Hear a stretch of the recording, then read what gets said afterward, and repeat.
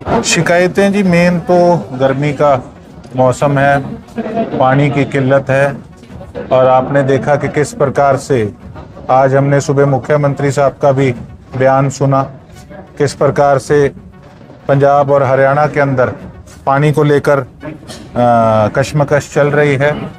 और मैं तो ये समझता हूँ कि देखो, एक पानी ऐसी चीज़ है कि अगर कोई घर कोई दुश्मन भी आता है तो उसको भी हम पूछते हैं। तो कम से कम इन चीज़ों को लेकर तो आपसी विवाद नहीं होना चाहिए। और उसके साथ साथ जैसे कुछ गलियां बन रही हैं नगर परिषद के द्वारा, उनके अंदर कहीं कोई कमी है, कोई पेशी है, तो उसको किस प्रकार से दूर करवाना है उसके बारे में है। कुछ गांव के काम हैं, कोई शमशान घाट के काम थे, कुछ प्लेग्राउंड को लेकर थे, कुछ मेडिकल फैसिलिटीज़ को लेकर थे। तो सांझे काम है, कुछ लोगों के पर्सनल काम भी है, किसी का कोई पैसे का डिस्प्यूट है, और इस प्रकार के काफ़ी शिकायतें जो थी वो थी लोगों की। भी प्रॉब्लम्स आ रही हैं। आज भी आपको जो मिले हैं बाढ़ में प्रॉब्लम्स ज़्यादा है, ग्रामीण स्तर पे भी काफ़ी प्रॉब्लम्स आ रही हैं। जी देखिए, आपके सामने है कि पिछले 15 सालों से हमारे सिरसा को किस प्रकार से अदरवाइज लिया जा रहा था, फॉर ग्रांटेड लिया जा रहा था पॉलिटिशियंस की तरफ से।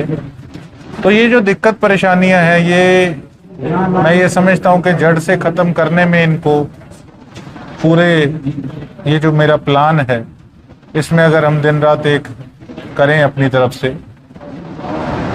तो भी मैं समझता हूं कि कुछ कमियां रह सकती हैं, क्योंकि काम इतना ज़्यादा है। और आपने देखा कि सिरसा के अंदर खासकर अब अफसरों के अंदर भी तब्दीली आई है, कुछ नए अफसर भी आए हैं और अब अपनी तरफ से सारे काम भी कर रहे हैं। कुछ इक्का दुक्का कुछ अफसर हैं जो अभी जिनकी अंगड़ाई अभी टूटी नहीं है, लेकिन वो भी जल्दी टूट जाएगी। लेकिन अब पहले से बड़ा फर्क है और अब सब अपने सर्विसेज लोगों को दे रहे हैं। जी, शहर में जाम की समस्या बहुत ज्यादा है, तो इससे सिरसा वासियों को निजात कब तक मिलेगी? मैंने ईओ साहब से, डीएमसी साहब से इस बारे में बात करी थी कि देखिए, बेशक आज मेयर तो हमारा नहीं है, तो जो काम है वो तो अब नगर परिषद ने, मेयर ने और इनकी लीडरशिप ने अपने अकॉर्डिंगली करना है। लेकिन मैंने इनको यही बात कही थी कि देखो, बड़े शहरों के अंदर अगर कहीं भी इस प्रकार का कहीं कोई काम होता है तो वो रात के समय होता है, और जितना थोड़ा काम कर लिया उसको रातों रात करके सड़क बना के उसको दुरुस्त किया जाता है। लेकिन हमारे यहाँ पर, जैसे कि आपको मैंने बताया, कुछ आदतें गंदी पुरानी पड़ी हुई हैं। अभी तो परशुराम चौक पे भी, पहले परशुराम जयंती की मैं आप सभी को बधाई भी देता हूँ, शुभकामनाएं भी देता हूँ। और भगवान परशुराम चौक पर भी कई दुकानों के आगे इन्होंने पाइपें रख रखी थी, जिस करके हमारे दुकानदार भाइयों की दुकानदारी जो है वो बिल्कुल ठप हुई पड़ी थी। तो मैंने इनको कॉल किया, मैं कहा भले मानसो, कुछ तो सोचो कि कहीं तुमने काम करना है तो इसका ये मतलब थोड़ी है कि पूरा खलियारा डाल दो कि कोई आदमी ना वहां से क्रॉस कर सके, कोई दुकानदार अपनी दुकानदारी ना चला सके। तो कहीं ना कहीं देखो, कहीं खुदाई होती है सड़क पे, तो वहां बैरिगेटिंग करनी भी अफसर जरूरी नहीं समझते। तो अभी तो चलो बरसात का मौसम नहीं है, नहीं तो बहुत बुरा हाल हो जाए, और उम्मीद करते हैं उससे पहले ही अपना काम जो है ये सारा समाप्त कर लेंगे। तो सोचना चाहिए कि लोगों को परेशानी ना हो, और इसके रिगार्डिंग मैंने इनके अफसरों से बात भी की थी। सिरसा शहर के बहुत से चौकों पर रेड लाइट तो लगी है, लेकिन वो प्रॉपर तरीके से काम नहीं करती, बाइक खराब है, उनके लिए क्या? स्वाद ले हो के मेरे आप रेड लाइट की बात करके चलवाई मैंने कई दिन चलवाई, पता ही नहीं था, अफसरों को नहीं पता था ये किसके कारण बंद पड़ी। कुछ फिर लोगों ने भी ये सोचा कि भाई अच्छे भले पहले घिस आके टप लेते थे, ये तो पागल विधायक है, लाइटें चलवा रहा है।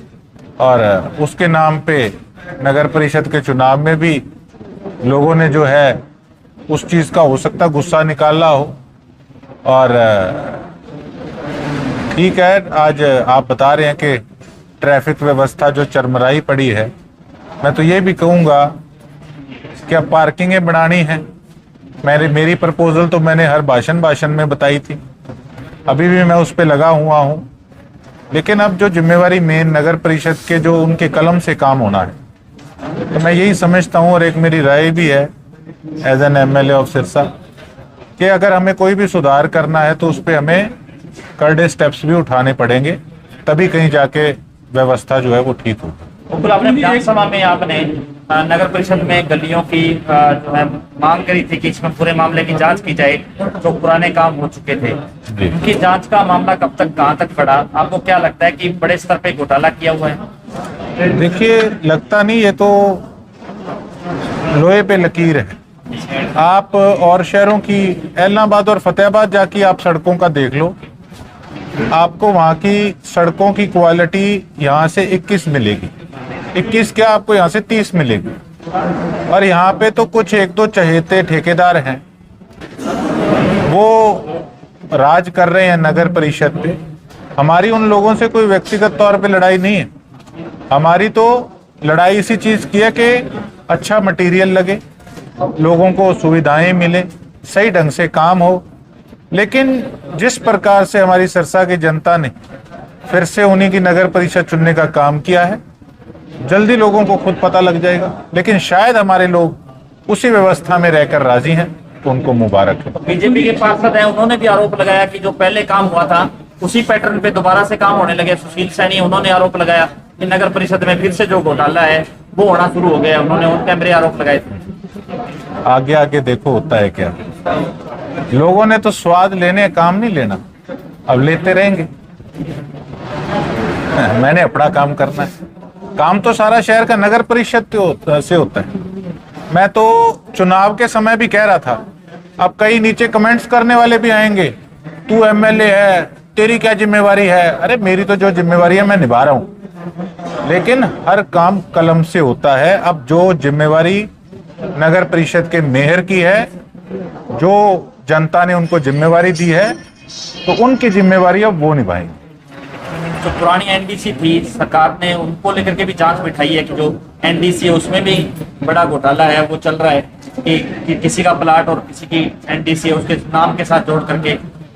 अभी डिपार्टमेंट ने भी 4 महीने की जांच है वो करवाने की कहा है। कई चीजें हैं हमारे सिरसा के अंदर ही, बड़े लार्ज स्केल पे जो है भ्रष्टाचार का जो नंगा नाच वो चल रहा था तहसील के अंदर भी। तो मैंने भी कई लेटर अपनी तरफ से डाले हुए हैं, तो उम्मीद करते हैं कि जल्द उन पे भी रिजल्ट आएगा। एक शहर की सड़कों को अब सीएम साहब आए तो इन्होंने पेंचर लगाए हैं, तो पहले के प्लान में बढ़ने की सड़क। मैं आपके माध्यम से मुख्यमंत्री साहब को इसी परिस्थितियों से अवगत कराना चाहूंगा कि जो लोग उनके आगे पीछे प्रोग्राम में आके नंबर बनाने वाले हैं, ये सारी वही लॉबी है जो पहले होती थी।